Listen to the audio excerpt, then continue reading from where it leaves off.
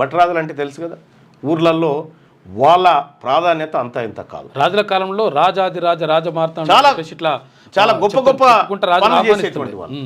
ఆ భట్రాజు బిడ్డలకు వాళ్ళ బతుకులు మారుస్తందుకు 17 కోట్ల రూపాయలు కేటాయిస్తున్నామని చెప్పి ఈ 10 ఏళ్లలో ఇటు రేవంత్ రెడ్డి సర్కారు, అటు కేసీఆర్ ఇద్దరు కలిసి 17 కోట్ల రూపాయలు వీళ్ళకి కేటాయిస్తున్నామని చెప్పి 17 కోట్లు కేటాయిస్తున్నాం, వీళ్ళ బతుకులు మారుస్తామని చెప్పి ఖర్చు పెట్టింది ఎంత ఎరికేనా? భట్రాజుల బతుకుల కోసం మొత్తం ఈ 10 ఏళ్లలో 95 లక్షలు ఖర్చు పెట్టింది. కోటి కూడా కాదు, 95 లక్షలు. 95 లక్షలు కేవలం రేవంత్ రెడ్డి గారి ముఖ్యమంత్రి కార్యాలయంలో ఒక నెల ఛాయ్ పైసలు కూడా కావాలి.